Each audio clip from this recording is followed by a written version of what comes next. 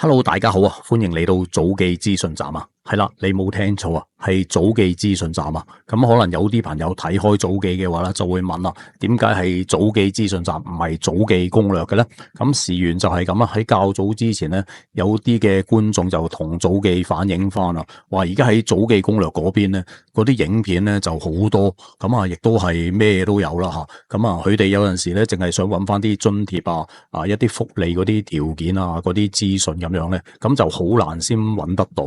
吓。甚至乎咧，有啲話就揾嚟揾去都揾唔到喎。咁如果係咁樣嘅話咧，早記咧就決定咧係咁樣做啦，就係咧另外開一條新嘅頻道，就係呢一條頻道啊，叫做早記資訊站。咁以後咧，所有嘅津貼啊、福利啊嗰啲影片咧，全部咧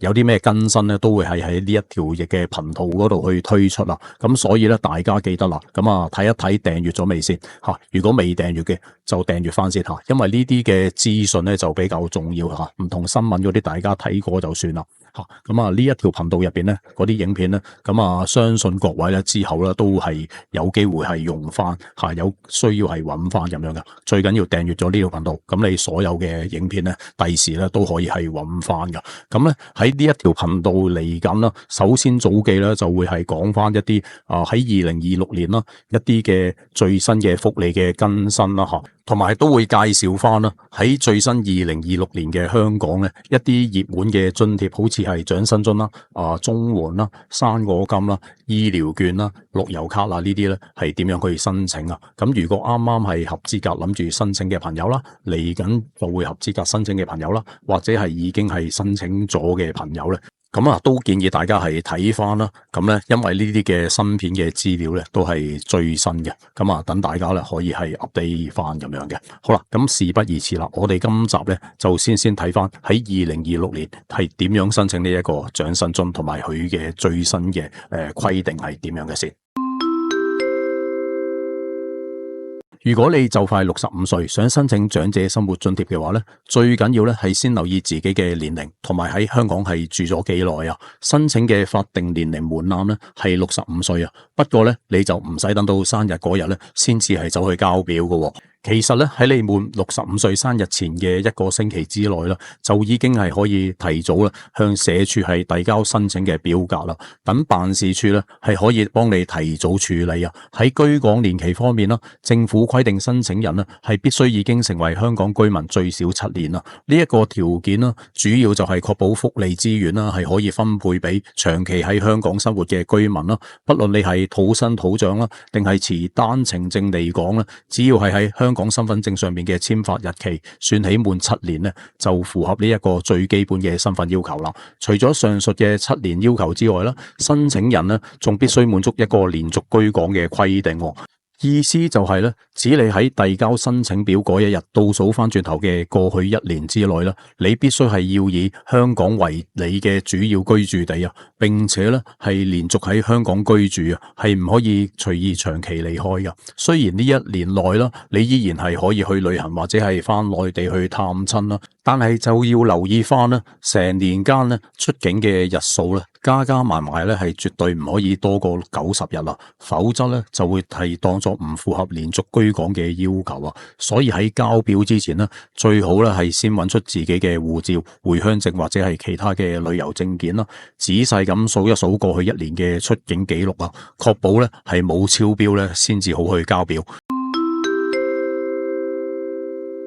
除咗年齡同埋居住年期之外咧，2026年申請長者生活津貼咧，仲一定要符合全新嘅每月入息限額。如果你係單身人士啦，不論你係獨居定係同家人同住咧，你個人嘅每月總入息咧，絕對係唔可以超過港幣10,900蚊啦。如果你係同另一半生活咧，社署就會以夫婦同行嘅方式去計算啦。兩個人加埋嘅每月總入息上限咧，係港幣16,680蚊啦。要突別留意嘅係咧，就算兩個人冇正式註冊結婚啦，只要係屬於同居關係嘅情侶咧，喺社署審查嘅時候咧，一樣係有機會被視作係夫婦噶，必須係合併申報兩個人嘅入息啊。不過咧，如果夫婦雙方已經係正式分居，或者係正在辦理離婚手續嘅話咧，只要可以提供相關嘅證明咧，社署就可以豁免合併嘅審查，等申請人咧係可以豁免同配偶去掛鈎啊，直接係改按單身人士嘅入息限額去獨立計算啦。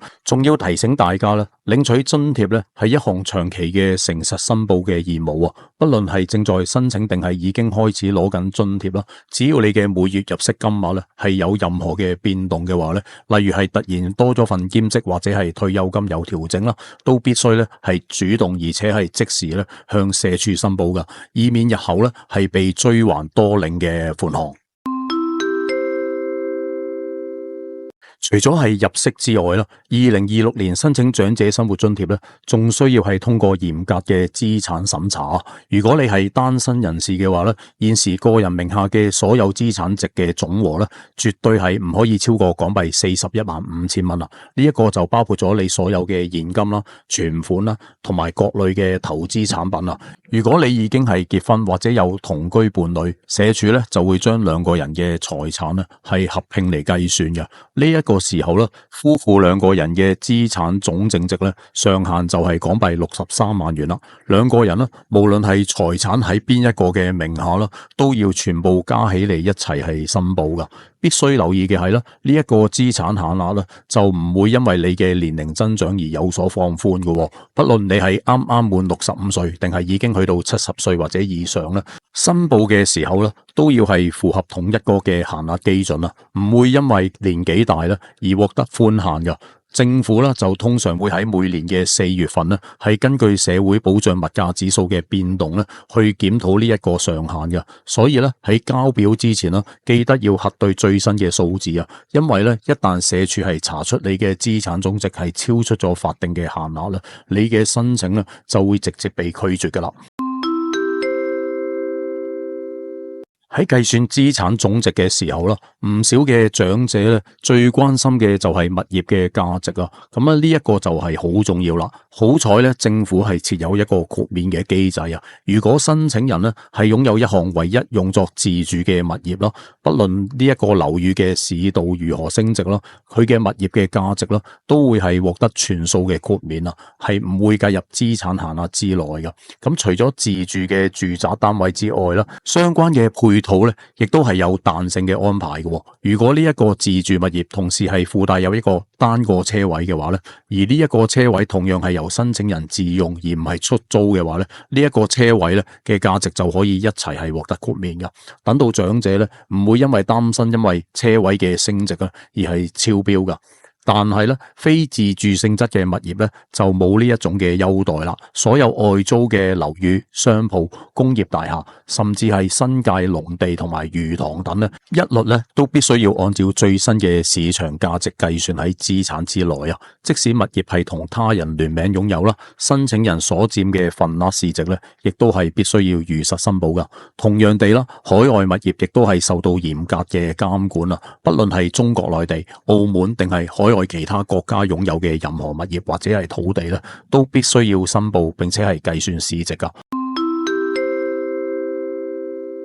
喺明白咗資產限制之後啦，跟住咧就要係清清楚楚知道乜嘢先算係入息啦。首先啦，如果你到咗65歲依然係有返工啦，所有因工作賺取嘅薪金、津貼、雙糧、花紅以至係佣金等咧，通通咧都係要計作每月嘅入息啊。社署咧就會將你非固定收入嘅總和啦，係隨意相應嘅月份啊，去計算出一個平均每個月入息去審查噶。除咗工作收入之外啦，退休後嘅定期收入咧，亦都會係算在內嘅。長者喺每個月領取嘅長俸、或者係年滿65歲由強積金計劃入邊以定期自願性提取方式拎到嘅定額款項，喺申報嘅時候咧，一律都係會被社署咧係視作每個月嘅入息啊。如果你名下有其他物業並且係正在出租啦，有關嘅租金收入咧，亦都係必須申報嘅。不過咧，社署喺計算嘅時候咧，就會比較人性化，會先扣除嗰個出租物業由業主支付嘅差餉同埋地租，剩低嘅租金淨收入咧，先至會係正式計入你嘅每個月嘅總入息入邊啦。至於長者生活上面最常見嘅兩大資金來源啦，其實係獲得豁免嘅。第一啦，就係子女每個月孝敬你嘅家用啦，一律咧係不計作入息噶。第二啦，就係長者參與政府安老按揭計劃啦，即係逆按揭啦，每個月所收到嘅年金咧，同樣咧都係不計作入息，大家就可以放心啦。喺釐清咗入息之後啦，了解資產嘅定義啦，同樣都係咁重要嘅。第一啦，長者手頭上面所有嘅現金存款啊，都要計算嘅。呢一個範疇啦，唔單止係包括你放喺屋企嘅本地同埋外幣嘅現金啦，仲有你名下所有銀行戶口入邊嘅活期存款啊，同埋已經係鎖定嘅定期存款結餘。第二咧，你名下嘅所有股票投資工具咧，都係需要計算市值啊。不論你係買咗藍籌股、政府債券、各類型嘅基金，甚至乎係放喺保險箱入邊嘅實體金條等啊，社署咧都會以你申請當日或者係審查期間嘅市場價格咧，係去核實呢一啲嘅投資嘅總市值啊。第三咧，你私人擁有嘅車輛價值咧，亦都係屬於資產嘅一部分嘅。只要呢一架私家車或者係電單車係非商業用途啦，佢嘅市值咧就要計入資產嘅啦。不過有兩點大家就可以放心啦。第一咧，就係用嚟揾食嘅商業車輛咧，係可以獲得豁免嘅。第二咧，就係未滿65歲或者係符合條件而未提取嘅強積金累算權益咧，一律咧都係不計作資產嘅。當你確認符合所有資格之後咧，就可以選擇最方便自己嘅渠道去遞交申請啦。第一種咧就係最快捷嘅網上填表方式啊，長者或者佢哋嘅家人啦，可以直接使用社會福利署嘅網上申請公共福利金計劃系統啊，透過電腦或者係智能手機啦，就可以喺網上填寫資料，並且係直接上傳所需嘅文件啊。第二種傳統方法咧就係親身遞交啦，申請人啦可以係直接前往居住當區嘅社會保障辦事處啦，係親身去到辦事處交表啊。